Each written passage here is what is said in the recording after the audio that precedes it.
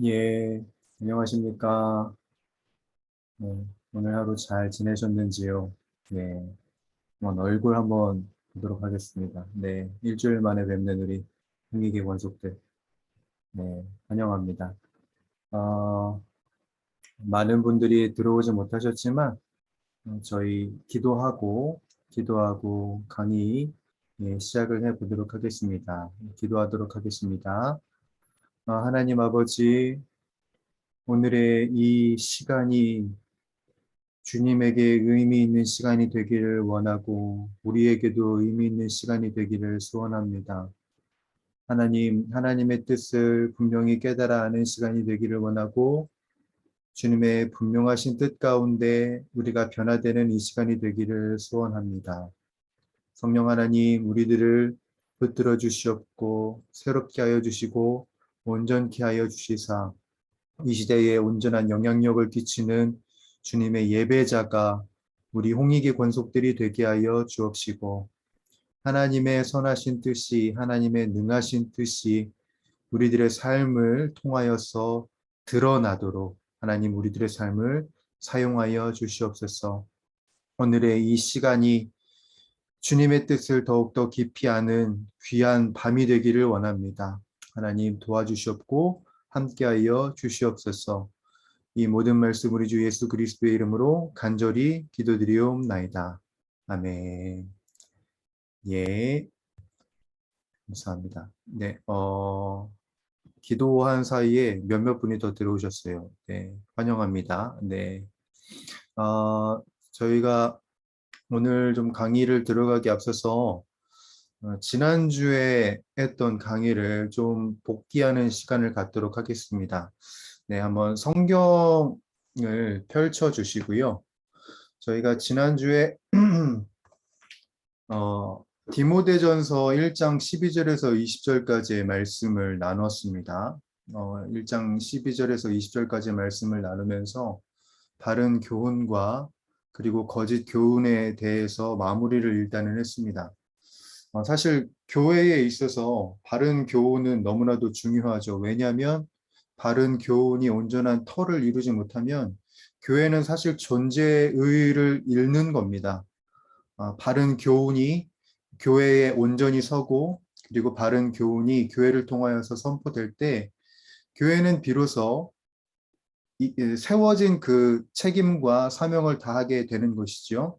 그렇기 때문에 사도 바울은 이 바른 교훈에 대해서 굉장히 많은 강조를 하고 특히나 에베소 교회를 이끌어야 하는 디모데에게 바른 교훈을 굉장히 많이 강조를 합니다.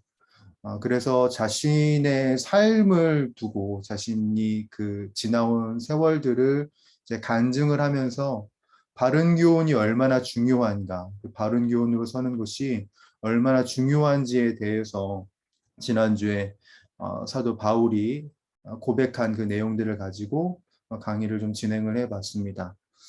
좀 키워드들을 좀 살펴보면서 지난주에 이제 지난주 강의를 좀 복귀하도록 하겠는데요. 먼저 좀 체크할 단어는 바로 밉부다. 15절부터 가겠습니다. 15절 밉부다입니다. 밉부다. 이 밉부다는 모든 사람이 전적으로 받을 만한 말, 모든 사람이 전적으로 품어야 할 말이 바로 이 밉부다에 담겨져 있는 의미라고 했습니다. 그 말이 무엇이었냐면은 그 이후에 나오는 구절이죠. 그리스도 예수께서 죄인을 구원하시려고 세상에 임하셨다. 사실 이것이 바른 교훈의 핵심과 같은 말씀이라고 제가 지난주에 설명을 드린 바 있습니다. 지금 이 시대를 살아가고 있는 우리들에게는 이 말씀이 그냥 당연하게 여겨지고 아무렇지도 않게 여겨지지만 그리스도 예수께서 죄인을 구원하시려고 세상에 임하셨다라는 이 말이 그때 당시에는 굉장히 어마어마한 파급력을 지닌 말씀이었습니다. 왜냐하면 에베소 교회만 보더라도 에베소 교회는 어떤 위협이 있었죠? 율법주의자들과 그리고 영지주의자들이 있었습니다. 율법주의자들은 어떤 사람들이었죠? 예수 그리스도 믿는 것 좋지만 율법을 지키고 행해야 당신들이 하나님의 백성이 되는 것이고 구원을 얻을 수 있다라고 주장하는 사람들이 바로 율법주의자들이었습니다. 그런데 그 사람들에게 이 바른 교훈의 핵심이 떨어집니다. 그리스도 예수께서 죄인을 구원하시려고. 당신들은 율법을 구원의 도구로 여기지만 사실 율법이라는 것은 사람이 하나님께 나아가는 데에 얼마나 한계성을 지니고 있는 존재인지 그러한 깨달음을 주기 위한 도구일 뿐이지 구원의 도구가 아님을 다시 한번 더 알려줍니다. 그래서 이것이 율법주의자들에게 굉장히 큰 영향력 있는 말씀이 되었고 영지주의자들에게는 어떤 것이 좀 크게 다가왔을까요? 세상에 임하셨다라는 것이지요. 영지주의자들은 육은 굉장히 속된 것으로 천한 것으로 봤습니다. 그렇기 때문에 하나님이 육신을 입고 이 땅에 인간으로 나셨다라는 그 기독교의 진리를 거부하지요. 예, 하나님이 어떻게 그럴 수 있냐? 천한 육신을 입고 어떻게 올 수가 있느냐? 그건 아니다라고 이야기를 했던 자들이 영지주의자들입니다. 그 사람들에게 그리스도 예수께서 세상에 임하셨다. 인간의 몸을 입고 이 땅에 임하셨다라는 이 말씀은 굉장히 파급력이 있고 그리고 온전한 진리로서 선포되어진 말씀이다. 그렇기 때문에 우리가 이 부분을 체크해야 하는 것이고요. 오늘날을 살아가고 있는 우리 모든 사람들, 모든 인류에게도 마찬가지로 오직 우리를 구원하실 수 있는 분은 예수 그리스도이시지 우리의 선한 행실과 아니면은 어떠한 우리들의 뭐 업적에 있는 것이 아님을 우리들에게 알려주는 귀한 말씀이라고 우리가 생각해야 되고 그리고 마음 가운데 품어야 합니다. 이런 교훈의 핵심, 이런 바른 교훈의 핵심을 통해서 바울이 어떻게 됩니까? 바울이 어떻게 되냐면 13절을 보게 되면은 전에는 비방자였고 박해자였고 폭행자였으나 예수 그리스도의 이 구원의 은혜 때문에 이 땅에 임하신 예수 그리스도로 인하여서 긍휼을 입게 됩니다. 긍휼. 이 긍휼이라 함은 어떤 의미를 가진다고 말씀드렸지요? 하나님의 전폭적인 도우심, 하나님의 그 전폭적인 섭리와 이끄심이라고 제가 말씀을 드렸습니다. 비방자였고 박해자였고 폭행자였던 그런 바울에게 하나님께서는 긍휼을 입혀 주셨고 그로 인해서 이 사명을 감당하는데 자신이 복음의 사명을 감당하는데 능하게 되고 그리고 직분이 맡겨지게 되었다라는 점을 감사하게 되었다라고 지난주에 설명을 드렸습니다. 사실 참 바울이 사울이었을 시절에 참 열심을 많이 냈지요. 하나님을 따른다고 하나님을 열심히 믿는다고 최선을 다했지만 사실 그 모든 행실들이 사실은 온전하지 못했었습니다. 그렇죠? 오히려 그 다른 사람들을 힘들게 하고 그리스도인들을 박해했을 뿐이었는데 하나님께서는 그 열심과 열정이 온전하게 갈 수 있도록 긍휼을 입혀 주셨고 그로 인해서 능하게 되었다. 이 능하게 되었다는 것은 뭐 할 수 있는 일이 많아졌다라고도 이야기할 수 있겠지만 복음을 위해서 고난도 감수할 수 있는 것을 능함이라고 보았지요. 네. 바울이 예전에는 하나님을 다한 그 열정이 이제는 예수 그리스도를 위하여서 목숨을 바치는 그 능함으로 바뀐 것에 대해서 감사하고 있는 것입니다. 그리고 부족하지만 연약하지만 그리고 그리스도인들을 핍박했던 나이지만 그렇지만 나를 충성되게 여기셔서 직분을 주셨다는 것에 대해서 감사하는 것. 이렇기 때문에 바른 교훈이 얼마나 중요한지에 대해서 자신의 삶을 두고 이야기를 하고 있다고 제가 말씀을 드렸습니다. 뿐만 아니라 디모데를 향한 그 격려와 지침도 분명히 했지요. 18절을 보게 되면은 선한 싸움을 싸워야 된다라고 했습니다. 선한 싸움을 싸우면서 반드시 지켜야 할 것이 무엇이었냐면 19절에 있는 믿음과 착한 양심이라고 했습니다. 우리들은 사탄과 싸워야 돼요. 그렇죠? 우리들은 영적인 전쟁을 하고 영적인 투쟁을 하면서 살아가야 되는데 그 사탄을 이기기 위해서 정말 근본이 되는 두 가지의 기둥이 무엇이냐면 믿음과 착한 양심이다. 목자를 통해서 리더를 통해서 하나님의 사랑과 그리고 하나님의 진리가 선포되어야 할진데 만약에 착한 양심 없이 복음을 전한다고 해봅시다. 그러면 그게 영향력이 있을까요? 뭐 뛰어난 언변과 뛰어난 언사로 감동을 줄 수 있겠지만 나중에 이 사람이 양심적이지 않다는 것을 알게 됐을 때 몰려오는 배신감은 말로 할 수 없겠죠. 착한 양심은 있어요. 선한 행실은 있는데 믿음은 없어요. 믿음은 없는데 착한 양심을 가지고 뭘 하냐면은 소위 예, 말을 잘하는, 썰을 잘 푸는 것으로 또 감동을 줄 수는 있겠습니다. 근데 나중에 후에 그 사람이 예수 그리스도를 주로 인정하지 않는 신앙이 있어. 이러면은 우리가 받게 될 배신감은 얼마나 크겠냐는 거죠. 사실 오늘날의 시대가 그렇죠. 목사가, 뭐 장로가, 권사가 어떤 교회의 항존직이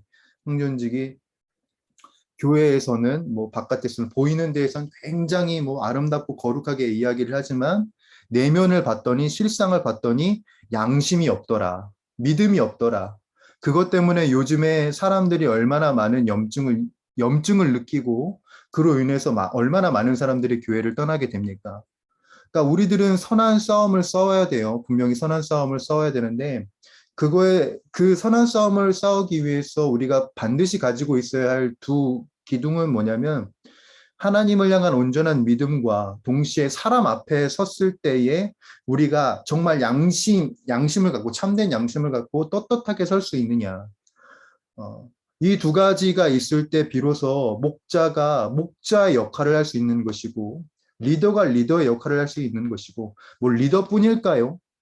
모든 예배자가 비로소 하나님의 은혜를 온전히 끼치는 귀한 축복의 통로로 쓰임받을 수 있는 것이죠. 네, 이것을 놓치지 말라고 아들 디모데야라고 말합니다. 아들 디모데야. 내 아들 디모데야, 이거를 결코 잊지 말아라.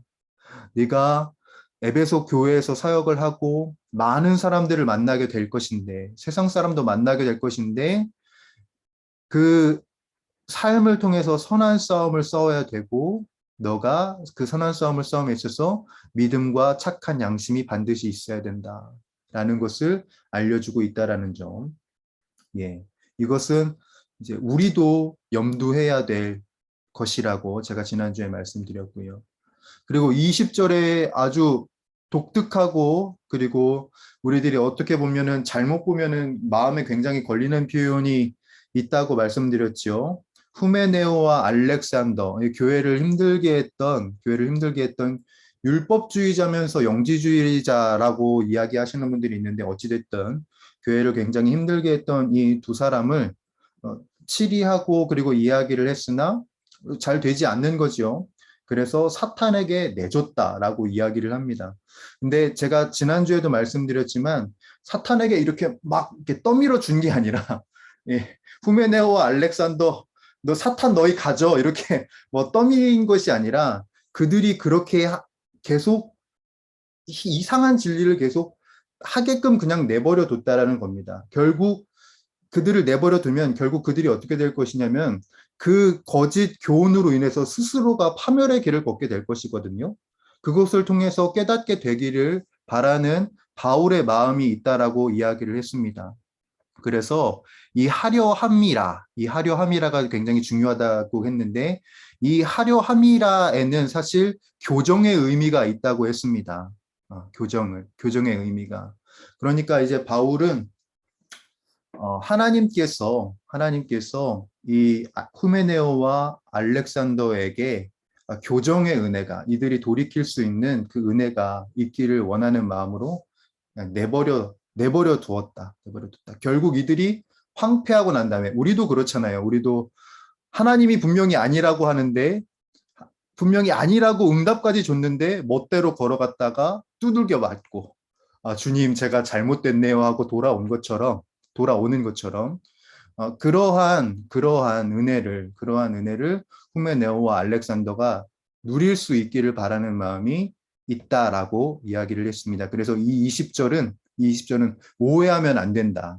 우리가 오해하면 안 된다. 이게 사탄에게 후메네오와 알렉산더를 던져버린 게 아니라 이들이 결국 하나님께로 돌아와서 교종되기를 원하는 사도 바울의 마음이 있었다라는 점, 이것을 기억해 주시길 바란다고 제가 지난주에 말씀을 드렸습니다. 이렇게 해서 바른 교훈과 거짓 교훈, 지난주에 했던 강의 내용을 잠시 동안 간략하게나마 정리해 드렸고요. 오늘은 세 번째 시간이죠. 세 번째 시간, 교회 생활의 바른 영적 질서 1탄입니다. 교회 생활의 바른 영적 질서인데, 우리가 이 시대를 살아가는 예배자로서 어떤 영적 질서를 지키면서 살아야 하는지, 교회를 온전히 세우기 위해서 우리가 반드시 지켜야 하는 영적 질서가 무엇인지 이 시간을 통해서 우리가 좀 알아가는 시간 되기를 바라봅니다. 시작하는 이 챕터를 여는 머릿말이 있는데요. 이 머릿말을 우리 김민아 집사님께서 한번 읽어주셨으면 좋겠습니다. 교회의 경건은 내외적인 환경의 영향을 받으므로 그리스도인은 경건한 환경이 조성되도록 기도해야 한다. 이를 위하여 또한 그리스도인은 교회 안에서도 영적인 환경이 조성되기를 기도해야 하며 사치스러움과 외식을 버리고 속사람을 아름답게 하도록 힘써야 한다. 바울은 디모데에게 목회의 실제적인 문제들을 언급하면서 교회의 성도들이 세상의 모든 사람을 위하여 기도하되 특히 위정자들을 위하여 기도하여야 함을 당부했다. 이들을 위하여 기도할 때 나라가 평안하고 그리스도인이 고요하고 평안한 가운데 경건한 삶을 살 수 있기 때문이다. 또한 하나님께서 모든 사람이 구원받기를 원하심으로 모든 사람의 구원을 위하여 기도하여야 한다고 가르친다. 감사합니다, 집사님. 이 머릿말에서 반복되는 단어가 뭡니까? 머릿말에서 계속 반복되는 단어가 기도죠. 여러분들이 눈치채신 것처럼 오늘은 기도에 대해서 이야기를 할 겁니다. 다음 주는 이제 바른 질서에 대해서 이야기를 할 거고요. 먼저 좀 기도에 대해서 들어가기에 앞서서 좀 이 표현을 좀 생각을 해보죠. 교회 경건은 내외적인 환경에 영향을 받습니다. 교회만이 아니라 우리 성도님들은, 우리 모두는 사실 내외적인 환경에 굉장히 많이 영향을 받습니다. 이것인즉슨 우리가 늘 한계에 봉착할 수밖에 없는 존재라는 것을 의미합니다. 그래서 이 표현 가지고도 무엇을 알 수가 있냐면 하나님과 우리의 차이가 얼마나 큰지에 대해서 알 수가 있어요. 창조주 하나님과 사람의 차이가 무엇이 있을까요? 너무 많죠. 너무나도 많지만 하나 좀 말씀을 드릴 것이 뭐냐면, 우리들은 외적인 것에 굉장히 많은 영향을 받습니다. 외적으로 무엇이 공급되냐에 따라서 내가 생명이 있을 수 있고 없을 수 있고, 그리고 내가 어떤 존재가 될지에 대해서도 외부적인 환경에 의해서 굉장히 많이 영향을 받아요. 그러나 하나님은 어떤 분이시냐면 이 외부적인 환경에 전혀 영향을 받지 않으세요. 이게 굉장히 중요합니다. 왜냐하면 우리가 기도함에 있어서 하나님이 어떠한 분이신지에 대해서 잘 알아야 되기 때문에 지금 이 말씀을 드리는 거예요. 하나님은 외적인 것에 어떤 것으로도 자신이 그러니까 외적인 것에 어떤 것도 영향을 받지 않으셔요. 출애굽기에 보게 되면은 하나님이 스스로를 뭐라고 말씀하시냐면 나는 스스로 있는 자다라고 이야기를 하셔요. 그 스스로라는 말은 뭐냐면 내가 어떤 외적인 것에도 영향을 받지 않고 나는 나로 존재할 수 있다라는 전능한 하나님이다라는 표현인 거예요. 그러니까 우리들은 늘 외부적인 것, 우리가 당장 먹는 것을 딱 끊기만 하더라도 우리의 외적인 것이 굉장히 많이 변하겠죠. 지금 이렇게 통통했던 제 얼굴이 한 4일간만 굶으면 이제 싹 말라가고 한 10일간만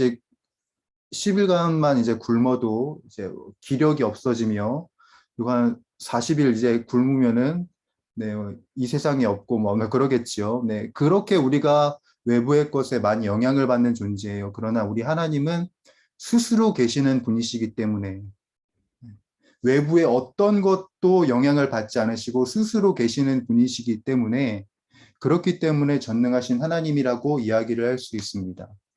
그 전능하신 하나님이 우리의 하나님이시기 때문에 우리들은 온전히 기도를 올려드릴 수 있는 거예요. 나의 이제 기도가 어떤 의미인지 아시고, 그리고 나를 참수하는 그 사탄에 영향을 받지 않으세요.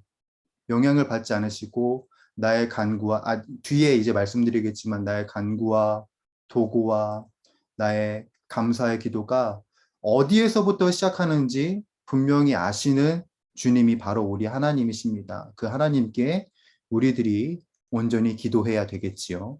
예.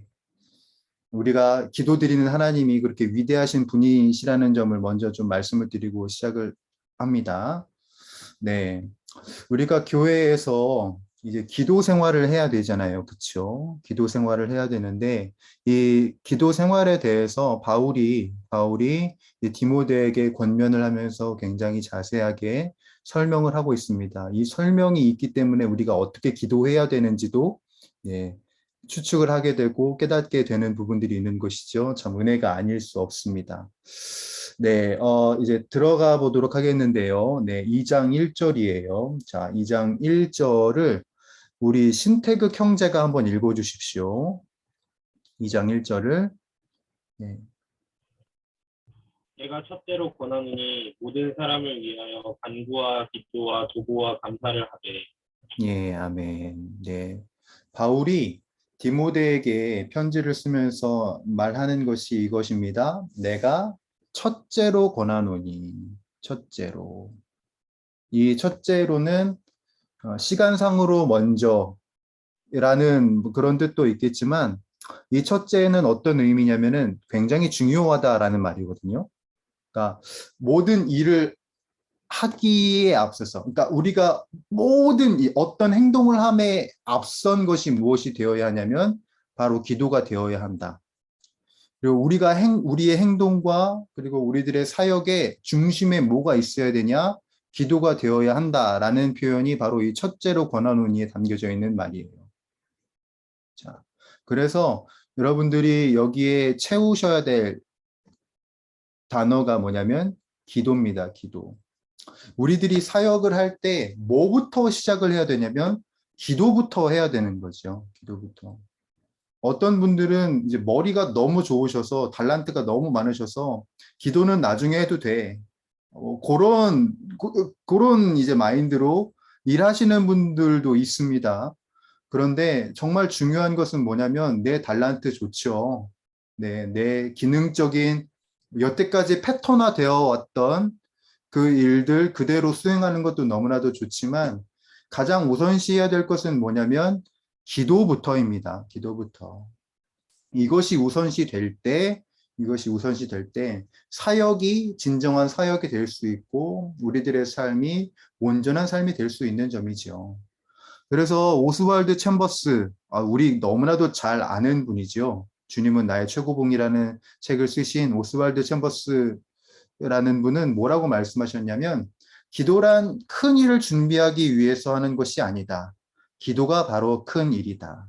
라고 이야기를 하십니다.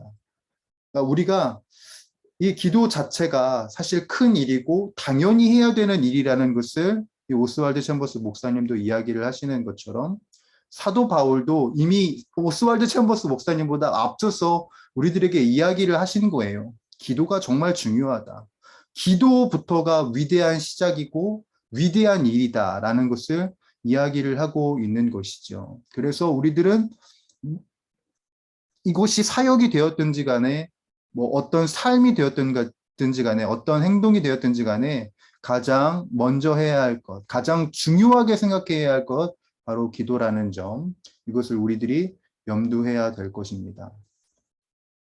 자, 이 바울이 첫 번째로 이제 권하면서 이제 기도에 대해서 이야기를 했단 말이에요. 근데 누구를 위하여 기도하라고 했냐면 이 대상이 굉장히 크죠. 모든 사람에 대하여서 기도하라고 합니다. 모든 사람에 대해서.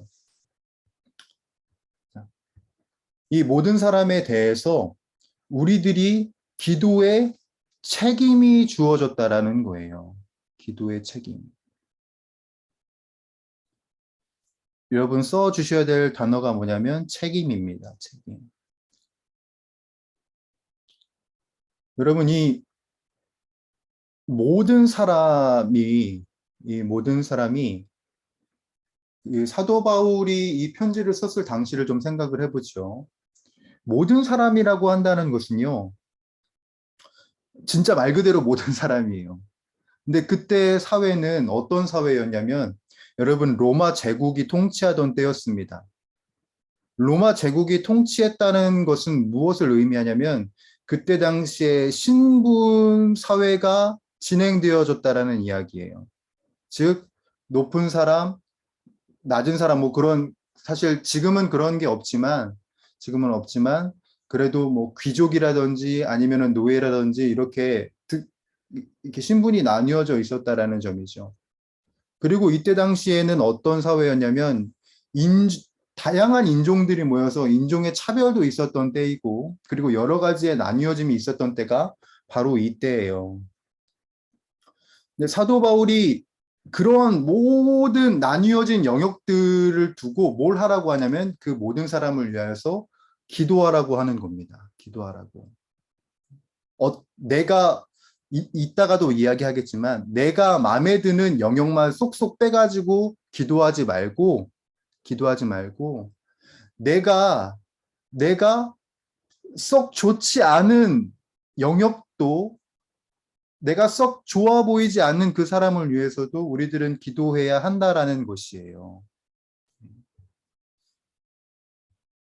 그것이 바로 우리들의 책임이고 우리들이 해야 할 사명의 감당인 것입니다. 그렇기 때문에 우리들은 뭘 해야 되냐면 모든 사람을 위해서 기도할 수 있어야 돼요. 이 말인즉슨 무엇이냐? 우리들의 기도가 폭이 넓어야 되는 겁니다. 폭이 넓어야. 좁은 영역이 아니라 굉장히 넓은 영역을 가지고 우리들은 기도를 해야 되는 것이고, 그리고 우리들은 전 인류를 품고 기도해야 되는 거죠. 이런 기도의 사명을 우리들이 지켜 나가야 되는 겁니다. 왜냐하면 우리는 리더니까 선한 영향력을 끼치며 나아가는 리더니까, 예배자니까. 그러니까 우리들은 모든 인류를 품고 기도를 해야 될 것입니다. 특별히 대제사장적인 기도. 여러분, 대제사장이 누군가요? 대제사장이 사람과 하나님 사이를 연결하는 연결자입니다. 그 연결자가 바로 우리가 되기를 하나님께서는 원하시는 거예요. 그리고 사도 바울은 디모데가 그 역할을 잘 감당할 수 있어야 된다고 이야기를 하는 것이고요. 그래서 신분의 상하와 인종이나 국적을 초월해서 우리가 해야 될 것은 간구와 기도와 도구와 감사의 기도를 드리는 것. 이것이 첫 번째로 중하게, 이제 바울이 굉장히 중하게 디모데에게 가르쳤던 메시지입니다. 자, 그러면 이제 좀 기도의 종류를 보죠. 네. 참 이렇게 기도의 종류가 많았습니다. 그렇죠? 이렇게 그냥 기도는 다 기도인 줄 알았는데 그러게요. 네, 기도가 이렇게 네 가지의 형태가 있습니다. 이 네 가지의 기도의 모습이 있는데 짧게 이제 넘어가도록 하죠. 간구가 있습니다. 간구. 이 간구는 뭐냐면은 긴박한 상황에서의 어떤 특별한 성취를 위한 탄원이라고 예, 여러분들이 아시면 되겠습니다. 즉, 제가 여기도 적어놨지만 깊숙한 곳으로부터 나오는 개인적인 필요인 거죠. 내 개인이 정말 원하는 것이 있을 거 아니에요. 뭐 여기에도 적어놨지만 질병의 문제가 있을 수 있고요. 아니면 가족의 회복의 문제가 있을 수 있고 여러 가지 특별한 문제를 하나님 앞에 내놓고 깊숙한 곳으로부터 나오는 나의 갈망과 나의 간구를 내어놓는 기도, 그것을 간구라고 이야기를 합니다. 근데 참 재밌는 점이 내가 그 아픈 내 깊숙한 곳에서부터 그 필요와 그 요구를 주께 올려드리잖아요. 근데 이 간구가 깊어지면 어떤 것을 알게 되냐면, 아, 이게 하나님의 마음이었구나. 이게 하나님께서 기도하기를 원하셨구나라는 게 느껴지는 때가 있어요. 성경에서도 좀 그와 비슷한 예가 나오는데, 한나를 여러분들 기억하시죠? 사무엘상에 나오는 그 한나를 보게 되면, 한나가 애가 없잖아요. 애가 없어서 분인나한테 계속 이제 좀 당한단 말이죠. 그것 때문에 굉장히 힘들고 어려워서 기도를 했어요. 기도를 했는데 나중에서야 자신에게 계속 아들을 달라고 했던 그 간구가 사실은 하나님께서 이제 한나에게도 원하셨던 것이기도 한 거예요. 내가 네 아들을 통해서 이스라엘을 온전히 회복시킬 교두보를 마련할 것이다. 라는 게 이제 나중에서야 이해가 되는 거예요. 그쵸? 한나에게서 태어난 아들이 누굽니까? 사무엘이지요. 그 사무엘을 기점으로 이스라엘 민족이 완전히 급변하게 돼요. 사사기 때 곤두박질 쳤던 신앙이 사무엘의 그 등장을 통해서 확 반등을 했다라는 것이죠. 그게 어디에서부터 시작됐냐면 한 여인의 간구였어요. 한 여인의 간구. 그 내면 깊숙한 곳에서 나오는 그 개인적인 필요로 하나님께 요청했던 것인데 나중에 알고 보니까 하나님께서 그 기도를 통하여서 이루실 일이 있었다. 네. 간구를 통해서 하나님의 마음을 알게 되었다. 그런 귀한 은혜들이 있다라는 점입니다. 네, 두 번째는 기도입니다. 기도는 프로슈카스라는 헬라어로서요. 일반적입니다. 일반적인 의미로 하나님을 향한 모든 경건한 아뢰м. 그러니까 우리들이 평소에 하는 기도가 바로 이러한 차원인 것이죠. 이런 차원의 기도인 겁니다. 세 번째를 보시죠. 세 번째는 도고입니다. 도고. 이 도고라는 말이 우리가 이제 알고 있는 어떤 말이냐면 중보기도입니다. 중보기도. 오늘날 우리가 사용하고 있는 중보기도. 사실 그 총회에서나 교단 쪽에서는 이 중보기도를 지향합니다. 이 단어 사용하는 것을 지향해요. 왜냐하면 중보자는 오직 예수 그리스도 한 분이시기 때문에 우리들이 이제 사용해야 될 단어로서 이 중보적 기도라는 단어를 사용하거나 아니면 도고 기도라는 말을 사용하라고 권장을 하시는데 사실 입에 잘 안 감기죠. 네, 도고 기도. 네, 이게 잘 안 감기고 그래서 이제 중보 기도를 하는데 여튼 그런 의미가 있다라는 겁니다. 이 도고라는 말은 굉장히 좀 우리 입에서도 생소한데 이 성경 안에서도 굉장히 생소한 단어예요. 생소한 단어인데 아까 말씀드렸던 것처럼 중보기도라는 의미가 있고요.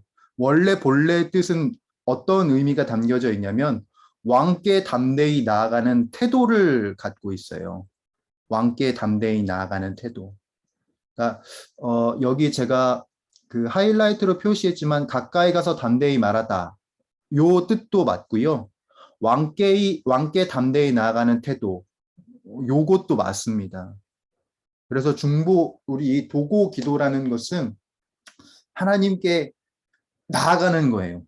하나님께 나아가서 지금 어려운 상황 가운데 있는 내 이웃과 내 신앙적인 동역자와 내 가족과 하나님을 온전히 잇도록 최선을 다해서 하나님 앞에 서는 것이죠. 하나님 앞에. 그래서 가까이 가서 담대히 내 남편의 아픔을 알아달라. 내 아내의 고통을 알아주십시오. 내 공동체의 힘듦을 알아주십시오. 라고 하는 이런 하늘과 땅을 잇는 기도. 이것을 바로 도고 기도라고 이야기를 합니다. 그리고 네 번째죠. 네 번째는 감사입니다. 감사 기도. 이 감사 기도가 유카리스티아스라는 헬라어를 갖고 있는데요. 이 헬라어는 예수님께서 성찬식 때 사용하셨던 단어이기도 합니다. 그리고 이게 합성어예요. 합성어인데 어떤 합성어냐면 바른이라는 뜻과 은혜가 합쳐진 겁니다. 그래서 바른 은혜라는 의미를 갖고 있는 게 이 감사이기도 해요. 사실 이 감사가 그렇죠. 하나님께서 정말 올바르게 주신 은혜 때문에 우리가 감사할 수 있는 것이지요. 그렇죠. 때로 내가 원치 않는 것을 받아요. 그렇죠. 나이가 기도했던 거는 요건데 하나님께서 정반대로 이제 기도에 응답을 해주신다는 거죠. 그때도 우리들은 감사를 하잖아요. 네. 그게 왜 감사가 나오냐면 그게 하나님께서 주신 바른 은혜라는 인식이 우리들에게 있기 때문이죠. 그걸 또 알려주시는 하나님의 은혜가 있었기 때문이고요. 그러니까 감사에는 그런 의미가 있는 거예요. 바른 은혜. 제가 파라그래프에 하이라이트로 표시를 해놨습니다. 하나님께서 행하신 모든 일에 대해서 인정하고 기도의 응답에 감사를 드리는 것이다. 여러분, 인정이라는 단어를 써주시면 됩니다. 그러니까 하나님께서 행하신 모든 일, 이것이 바른 은혜야. 이게 인정이 되니까 감사가 나오는 것이지요. 그것이 바로 감사의 의미다. 하나님이 바른 은혜를 내게 주셨다는 것이 인정이 되어서 올려드리는 기도. 그것이 바로 감사의 의미인 것이지요. 그래서 사도 바울은 다시 한 번 더 이제 말씀드리자면 어떤 영적인 행위보다도 기도를 굉장히 강조합니다. 기도를. 어떤 행동보다도 앞서야 되는 것이 바로 기도고 우리들의 출발점, 우리들의 사역뿐만이 아니라 모든 출발점이 바로 기도에서부터 시작되어야 한다라는 거. 바로 그것을 강조합니다. 왜? 우리들의 모든 출발이 은혜로 시작이 되어야 하니까요. 은혜로 시작되어야 하니까 꼭 하나님과 교통하는 기도를 놓치지 말라. 디모데에게 이야기를 하고 있습니다. 오늘날 우리들에게도 마찬가지죠. 은혜로 시작해야 되지 않겠어요? 모든 것이 은혜로 주님께서 덮어주시기를 소원하는 그 마음을 우리가 좀 입어야 되지 않겠습니까? 그러려면 우리가 기도를 해야 된다. 라는 것을 강조를 합니다. 자, 계속해서 이제 설명을 드리지요. 네. 누구를 위해서 기도해야 하냐? 아까 모든 사람을 위하여서 기도해야 된다라고 이야기를 드렸는데 여기에서는 이제 좀 바울이 좀 세분화시킵니다. 세분화시켜서 누구를 위해서 기도해야 되냐면 임금들과 높은 지위에 있는 모든 사람을 위하여서 이 사람들을 세 글자로 위정자라고 말하죠. 위정자들을 위하여서 기도해야 한다라는 겁니다.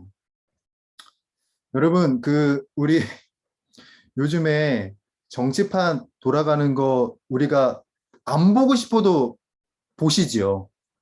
그냥 네이버 딱 들어가면은 어쩔 수 없이 보이게 되는 것이 정치판인데 참 이게 저는 정치를 잘 모르지만 참 되게 아무것도 모르는 제가 보기에도 뭔가 이상하게 돌아가는 것 같고 재미있게 돌아가는 것 같아요. 그러니까 꼭 집어서 제가 이야기를 하면은 뭐 정치적인 색깔을 또 드러내는 거 아니냐 또 이런 말씀을 하실까 봐 겁나서 이야기는 못 하겠지만 어찌 됐든 지금 돌아가는 일들을 보게 되면 참 이 사람들을 믿어야 되나라는 생각이 이런 불신의 마음이 제 안에서 이제 올라와요. 죄송합니다. 네. 좀 정치에 대해서 깊이 생각하는 분들에겐 죄송하지만 저는 그렇게 느꼈다라는 점이에요. 그런데 그렇게 느낄지라도 우리들은 뭘 해야 하냐면 그 사람을 위해서 기도해야 한다라는 점이에요. 기도해야 한다라는 점. 제가 여기에 표시를 했지만 권위 있는 자들을 여러분이 여기 적어주실 게 뭐냐면 존경할 수 없는 때일지라도 해요. 존경할 수 없는 때일지라도. 보시게 되면 참 존경할 수 없이 보이는 정치인들이 있으시죠? 네. 솔직히 여러분, 솔직히 예, 있으시죠? 네, 한 번씩은 다 경험을 해보셨을 거예요. 근데 그때일지라도 우리들은 그 사람을 위하여서 기도해야 한다. 기도해야 한다. 왜 우리가 그들을 위해서 기도해야 하냐면 우리를 위하여서예요. 우리를 위하여서. 사도 바울도 말하는 것처럼 이는 우리가 모든 경건과 단정함으로 고요하고 평안한 생활을 하려 함이라. 위정자라는 위치는 어찌됐든 누군가에게 영향을 끼치는 위치입니다. 사실 우리 개인만 하더라도 내가 말하는 것이 굉장히 큰 파급력을 지녀서 내 가족이나 아니면 내 목장에 큰 영향을 끼칠 때가 있잖아요. 근데 이 나라의 대소사를 논하는 이 위정자들이 말하는 것이 얼마나 큰 파급력을 미치겠어요. 그렇죠? 그러니까 그 사람들을 위해서 기도해야 할 것은 뭐냐면 그 사람들이 이상하게 해서 이상한 영향력을 우리가 받지 않고 그 사람이 하나님의 뜻에 합당하게 정치를 해서 합당하게 뜻을 이제 잘 이뤄서 우리가 고요하고 평안한 생활을 할 수 있도록 해야 된다. 그것을 위해서라도 우리들은 기도해야 한다라는 거예요. 제가 이제 여기서 적어놨지만, 경건함과 단정함, 이 경건함은 이제 영적인 생활이고요. 그리고 단정함은 사회 생활일진데, 이 나라가 어지럽다. 여러분 생각을 해보죠. 지금 이 나라가 쑥대밭이에요. 지금 막 여야가 막 싸우고 그래가지고 전쟁통이에요. 그러면 이 영적인 생활을 이어가는 것, 이 경건의 생활을 이어가는 것은 정말 쉽지 않습니다. 그리고 우리가 단정할 수 있을까요? 지금 이, 이 나라가 쑥대밭이고 전쟁통인데 단정할 수가 있을까요? 단정할 수가 없다라는 점이죠. 그러니까 정치인들이 위정자들이 하나님의 뜻을 잘 펼쳐서 온전히 정치할 수 있도록 우리들은 존경할 수 없을 때일지라도 기도를 해야 된다. 그게 바로 우리 자신을 위한 것이기도 하고 우리 가정을 위한 것이기도 하며 우리 교회와 그리고 더 나아가서 우리 나라를 위한 것이니까. 그렇기 때문에 우리들은 위정자들을 위하여서 기도해야 한다라는 점. 이 점을 사도 바울이 강조를 했고요. 그리고 이 시대를 살아가고 있는 우리들에게도 주님께서 강조하시는 바입니다. 예. 4번이죠. 네. 왜 모든 사람을 위해 우리는 기도해야 하는가? 모든 사람을 위해서. 물론 주님의 명령이시기도 하죠. 주님께서 우리에게 기도하라고 명령하셨으니까. 뭐 그것도 맞지만 더 이제 중요한 내용들이 이제 나오게 됩니다. 첫 번째는 무엇이냐면 하나님은 모든 사람이 구원을 얻기 원하시기 때문이에요. 이게 하나님의 뜻인 거지요. 모든 사람이 구원을 얻기 원하시기 때문이다. 그래서 디모데전서 2장 3절에서 4절을 보더라도 하나님은 모든 사람이 구원을 받으며 진리를 아는 데 이르기를 원하시느니라 라고 분명히 예, 사도 바울이 이야기를 했고, 하나님도 사실 그것을 원하세요. 그래서 원하십니다. 구약 때를 보더라도요. 구약 때를 보더라도 이스라엘 민족이 계속해서 대두되고 이스라엘 민족만 선민으로 이제 딱 서는 것 같지만 하나님의 시야는 이스라엘에게만 있지는 않았어요. 구약을 보게 되면 늘 하나님은 열방을 염두에 두고 계셨거든요. 이 시편만 보더라도 이런 구절이 있죠. 군왕들아 너희는 지혜를 얻으며. 그렇죠. 그 군왕들이 내게 구하기를 원하신다라는 점이죠. 내가 열방을 유업으로 주리니 내 소유가 땅끝까지 이르리로다. 뭐 요것만이 아니라 선지서를 보더라도 하나님의 시선은 어디에 있었냐? 이스라엘에게만 맞춰져 있지는 않았다는 겁니다. 열방을 향한 마음이 있으셨어요, 하나님은. 왜? 모든 사람이 구원을 얻기를 원하시기 때문에. 그래서 참된 그리스도인은 하나님을 기쁘시게 하기 위해서 하나님의 뜻을 따라 기도를 합니다. 이 하나님의 뜻이 무엇이냐면 바로 모든 민족이 모든 사람이 구원을 얻기 원하신다라는 점. 그래서 여러분들 적어주실 게 뭐냐면 하나님의 뜻을 적어주십시오. 그러므로 우리가 기도를 이제 할 때에 염두해야 될 거는 뭐냐면 그냥 단순하게 나의 간구를 뭐 나의 필요를 늘어뜨려 놓는 것만이 아니라 기도를 통해서 하나님께서는 잃어버린 세상을 구원하기를 원하시는구나. 기도를 통하여서 이 모든 민족이 모든 열방이 돌아오기를 원하시는구나 라는 마음으로 우리들은 기도할 수 있어야 되겠지요.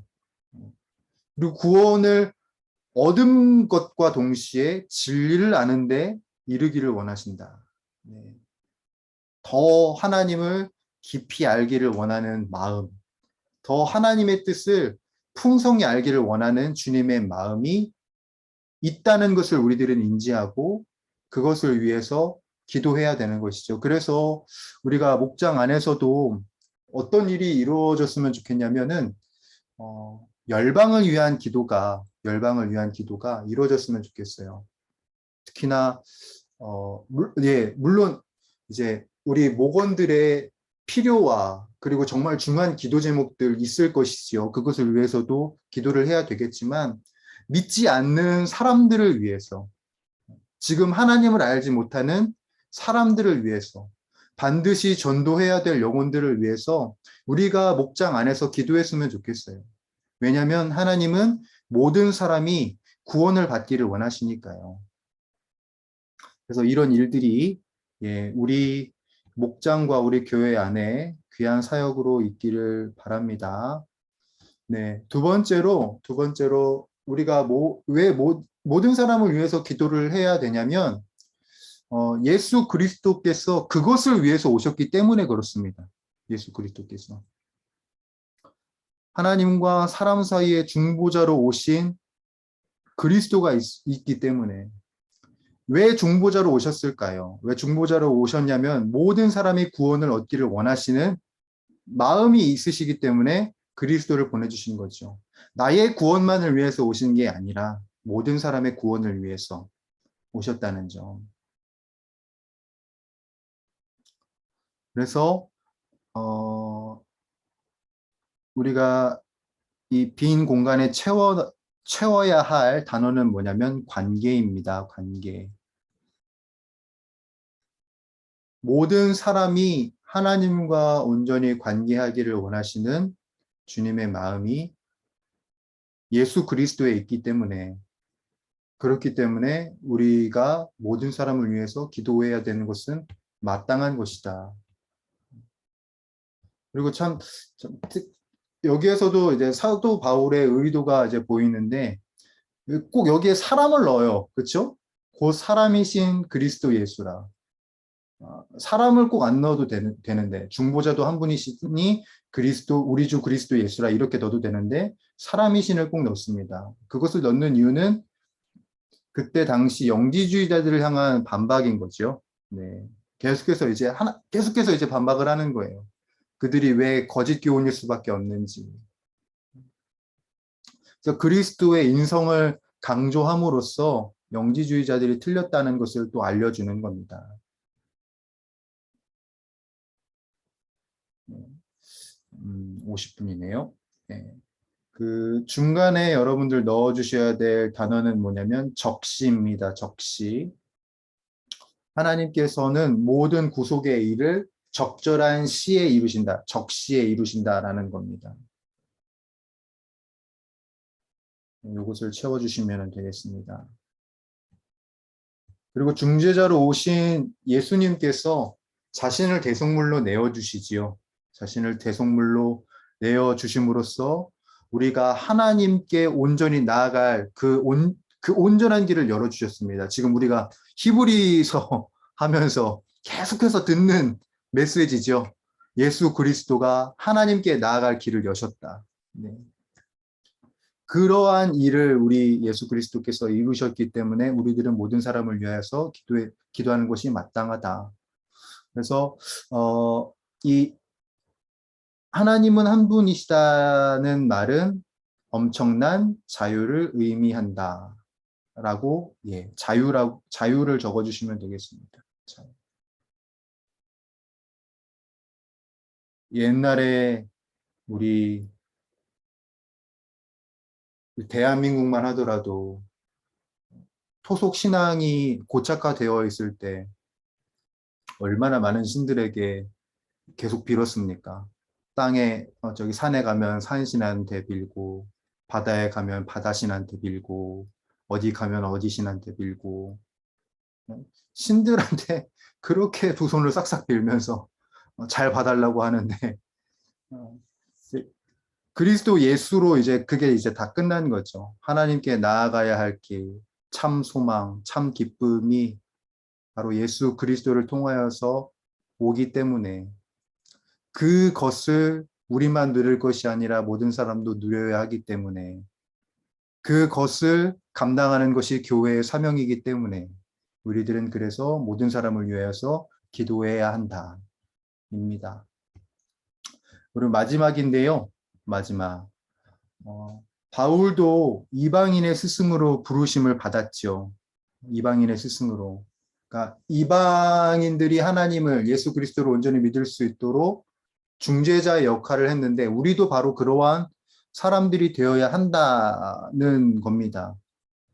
그래서 여러분들 여기에 채워주실 단어는 뭐냐면 전파자와 사도입니다. 전파자와 사도. 바울이 하나님의 뜻을 예수 그리스도를 전하는 전파자와 사도가 된 것처럼 우리도 그 역할과 그 사명을 감당하는 것. 이게 사도 바울만의 사명이 아니라 사도 바울이 디모데에게 이야기를 해주는 것처럼 지금 하나님께서 우리들에게 이야기를 해주고 계시는 것이죠. 너도 전파자이고 너도 부름받은 사람이다. 나의 뜻과 나의 사랑과 나의 마음이 모든 사람을 구원하기 위한 나의 마음이 얼마나 큰지 전하는 사람이 바로 너희다. 그렇기 때문에 기도해야 된다라는 점을 우리들에게 말씀하시고 우리들에게 알려주시는 것입니다. 그러므로 우리들은 모든 사역의 중심에 무엇을 두어야 하냐? 기도를 두어야 합니다. 왜 기도를 해야 되냐? 그 기도를 통해서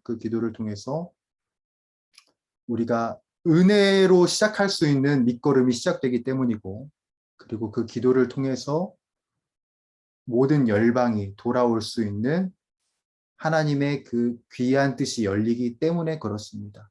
그렇기 때문에 우리들은 기도해야 한다. 이렇게 오늘 강의를 마치도록 하겠습니다. 현재 시간 9시 54분인데요. 9시 54분인데 우리 좀 짧게 좀 나눠보죠. 짧게 저희가 10시 10분까지 짧게 나누시고 강의 내용이나 아니면 질문들 짧게 나누시고 저희들 10분에 이 자리에 모여서 마무리하고 마치도록 하겠습니다. 소그룹으로 나누어 보도록 하겠습니다.